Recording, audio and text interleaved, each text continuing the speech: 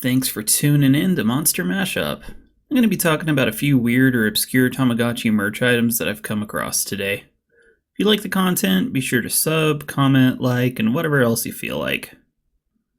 First up is Tamagotchi candy. I can remember being given this as a gift back in the 90s. Specifically, the tagline, "Reward yourself with Tamagotchi treats," stuck out for some reason, as I'd let myself have a piece every time I filled up my Tama's hearts. The 90s art is really iconic for me as well. You can see my boy Mamechi was blue for some reason. To be fair to the American artists, this is the first Japanese art I can find, so I think North America might have done a better job in this one instance. There's also a common theme that Tamas were referred to as chickens, and I have been trying to trace the origins of that for a while. My best guess is that Kuchipachi was the mascot of the franchise early on, and the egg-shaped shell plus the early art might have led people to assume that. The spaceship is seen absolutely everywhere in the vintage art.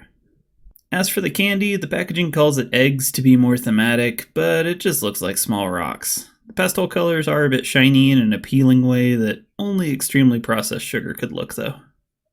It came with a keyring that is arguably better quality than the actual original Tamagotchi units came with. It flips up on a single hinge, you've got a little space.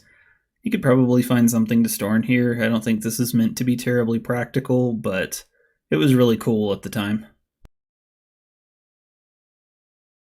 You didn't hear this from me, but this candy tastes awful now. I strongly do not recommend trying it after 20-something years. The next item on our list is one that I didn't know existed till about a week ago. Bandai, who does all of the Tamagotchi units, also has a lot of anime and gaming properties under their belt, and they make a bunch of card games, especially lately. One of them that they brought over is called Battle Spirits Saga, and for it, at some point, for some reason, they made 2 Tamagotchi-themed cards. This game is... Everybody always compares every card game to Magic, but it's resource-based in that, the cards have a cost in the top left, and you pay X amount, and then you can use them. It looks like these 2 cards are more like support cards. In particular, I like the Drowsy Fumes one with Mamechi sleeping on it. I think that's a really fun way to try to work that in. You can't really see from the video, it's hard to get because the foiling is really subtle, but the foiling looks nice on them. If you wanted some of these for whatever reason, I think it's cool that they exist at all. They're really, really cheap on tcgplayer.com, so you can grab a couple there. Finally, let's look at Tamagotchi the board game. This would have been from the earliest waves of merchandise, so that vintage art is all over this product. Once I found out it existed, I had to get a copy, which was surprisingly inexpensive for still being sealed. What really caught my eye was the mention of being able to play it with a Tamagotchi unit if every player had one. I get the impression that this was meant as a selling point, but the rules author probably didn't understand how the pets worked outside of a one-sentence summary.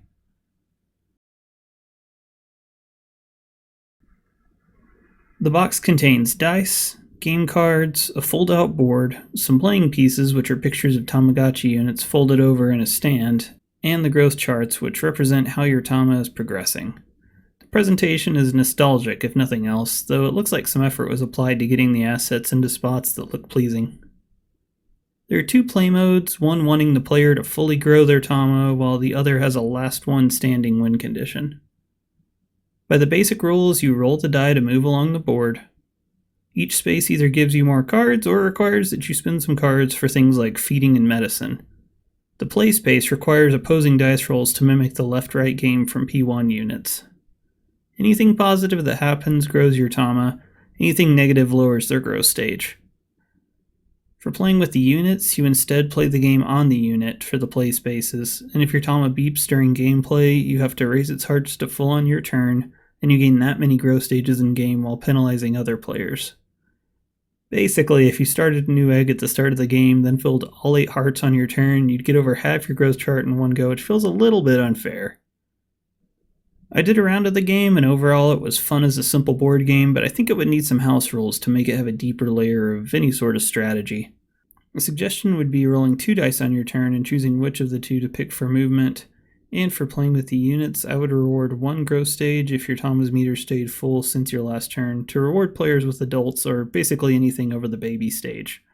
I like the idea of playing a game on the unit for the play spaces though. I think this could be a fun, quick game to play with other Tama fans, or a really good drinking game. I hope you've enjoyed seeing these items as much as I've enjoyed talking about them. Let's pause and take a moment though. Let's listen to our hearts. You hear that voice? It's saying, subscribe, like, comment. Listen to your heart, and I'll catch you next time.